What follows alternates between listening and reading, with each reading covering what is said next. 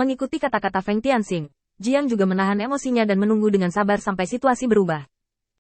Tetapi ketika serangan iblis di bawah menjadi semakin kuat, dan bahkan menembus asap hitam dan dikelilingi oleh kelompok, Feng Tianxing masih tidak menunggu variabel yang dia inginkan. Melihat kelompok iblis ini menyerang terlalu dalam, Jiang segera mengatakannya. Apakah Anda ingin mengingatkan mereka? Feng Tianxing menggelengkan kepalanya dengan kuat.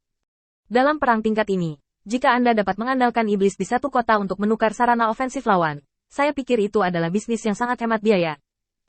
Saya memiliki banyak kota seperti itu di bawah komando saya, dan itu tidak masalah jika saya kehilangan satu. Jiang, ya kadang-kadang, hidup hanyalah angka. Kamu tidak perlu memikirkan hal lain. Kamu tidak perlu memikirkan keluarga di belakang mereka. Dan kamu tidak perlu memikirkan rencana besar apa yang akan mereka lakukan. Memiliki rumah yang bagus, bukan? Bagi mereka, juga suatu kehormatan untuk menguji kemampuan lawan, bukan? Di depan kata-kata kejam Feng Tianxing, Jiang tidak berdaya untuk membantah, tetapi tetap diam dan tidak berbicara. Ini adalah perlawanan terakhirnya. Feng Tianxing menggelengkan kepalanya. Qi tidak bertanggung jawab atas tentara. Jiang tiba-tiba terbangun, lalu menatap Feng Tianxing dengan tatapan ngeri. Menurut pendapat Jiang, ini adalah ultimatum Feng Tianxing. Jika dia tidak setuju dengan apa yang dia katakan, dia tidak akan berguna di masa depan. Meskipun Feng Tianxing dan Jiang berbicara panjang lebar terakhir kali, Jiang masih melihat perilaku Feng Tianxing, tahu apa yang dia pikirkan, dan apa yang dia rencanakan. Tapi dia masih tidak bisa menghentikan pikirannya yang sebenarnya. Dia sangat yakin bahwa Feng Tianxing tidak akan mendukung pemalas di sisinya. Sekarang, sebagian besar dari segalanya terkait dengan Feng Tianxing, dan satu-satunya hal yang tidak ada hubungannya dengan Feng Tianxing adalah kultivasinya. Tapi hanya basis kultivasi, terlalu banyak iblis dengan kekuatan seperti dia. Jiang menggertakkan giginya. Oke, Qi tidak bertanggung jawab atas tentara. Feng Tianxing mengangguk dalam diam sebelum melihat pertempuran di bawah. Aku tidak tahu apakah kamu telah menemukannya. Sepertinya ada banyak hal dalam asap hitam, dan tidak ada habisnya. Mendengar pengingat Feng Tianxing, Jiang melangkah maju dan melirik. Memang banyak. Aku bisa merasakan nafas mereka. Mereka sangat besar. Feng Tianxing tiba-tiba melihat ke kejauhan. Tampaknya ada sedikit kegelisahan di udara. Ada variabel. Feng Tianxing meninggalkan medan perang di sini dan langsung menuju ke lokasi ngarai. Makhluk void dalam asap hitam ini tidak bergerak cepat, dan sekarang mereka baru saja merobek garis pertahanan pertama. Tidak jauh dari lokasi ngarai, Feng Tianxing terbang dengan kecepatan penuh, dan hanya setengah seperempat waktu, dan sudah mencapai langit di atas ngarai. Melihat ngarai berasap di bawah, Feng Tianxing membanting guntur ke dalamnya. Manik guntur langsung merobek asap hitam dalam jumlah besar, mengungkapkan isi ngarai yang sebenarnya. Feng Tianxing mengangkat alisnya sedikit, dan melirik makhluk besar yang bercokol di ngarai. Menarik, makhluk besar yang hampa ini seperti telur cacing, terus-menerus memuntahkan berbagai makhluk, termasuk anjing, dan makhluk raksasa yang pernah terlihat sebelumnya. Tampaknya kekosongan hanyalah sarana seperti itu. Selain itu, Feng Tianxing juga secara tidak sengaja melihat makhluk mirip manusia dari tempat persembunyian asap hitam. Dia menggunakan kekuatan besar yang sama sekali tidak proporsional dengan tubuhnya untuk mengambil sepotong besar kristal ungu dan melemparkannya ke makhluk kosong. Dari di dalam tubuh. Berkali-kali, sepertinya dia hanya akan melakukan satu tindakan ini, mengabaikan bahwa Feng Tianxing telah mencapai langit di atasnya.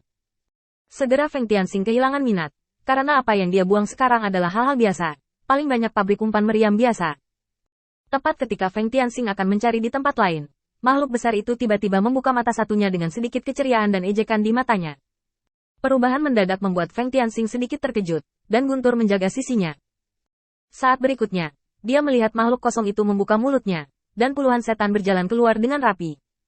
Beberapa kristal ungu dimasukkan ke dalam tubuh mereka, seperti boneka, gerakannya kaku. Nafas Feng Tianxing mandek. Jika ini adalah kartu truf dari makhluk kosong, itu terlalu berlebihan untuk iblis. Setan itu pemberani dan pemberani, tidak takut mati. Dalam pertempuran tanpa akhir seperti itu, akan ada beberapa kerugian, dan mayat-mayat ini adalah bahan mentah dari makhluk di depan mereka. Sekarang situasi di yurisdiksinya sendiri lumayan, dan faktor besarnya adalah Feng Tianxing membiarkan para biksu mengatur lingkaran sihir. Jika tidak ada lingkaran sihir, setelah perbedaan waktu seperti itu, menelan makhluk kosong di setengah kota iblis setara dengan memiliki setengah kekuatan iblis. Pada titik ini, Feng Tianxing tidak punya kesempatan untuk pergi. Seperti yang dia katakan, kecerdasan sangat penting setiap saat dan memengaruhi semua keputusan yang dia buat di masa depan. Saat ini, boneka iblis ini, dia pasti akan mengetahui cara dan kekuatan mereka. Jika sama seperti sebelumnya, itu pasti malapetaka bagi iblis, dan itu juga malapetaka bagi dirinya sendiri. Coba dulu, dia memeras petir dan melemparkannya ke bawah. Kali ini, petir baru saja dilepaskan, dan beberapa setan tampak gila dan langsung melesat ke langit. Kecepatannya sangat cepat bahkan Feng Tianxing sedikit terkejut. Ini setidaknya harus menjadi puncak dari seluruh tubuh ras iblis. Setelah sedikit berpikir, Feng Tianxing menjadi lebih waspada di dalam hatinya. Untuk mempersiapkan pertempuran ini, semua iblis di luar kota berada di puncaknya. Tetapi Feng Tianxing semuanya telah tersapu ke rumah Laksamana. Bahkan jika Anda menerobos setelah mengeluarkannya sendiri, tidak mungkin memiliki nomor seperti itu. Sikat. Salah satu iblis telah membunuh sisi Feng Tianxing, dan cakar yang tajam muncul dan langsung mencengkeram tubuh Feng Tianxing. Pada saat yang sama, boneka iblis lainnya membuka lengannya, dan taji tulang yang tak terhitung jumlahnya terbang keluar. Bekerja sama untuk menyerang masih merupakan tipuan iblis.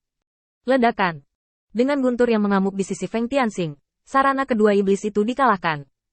Feng Tianxing menyapu ke belakang dan dengan cepat mundur.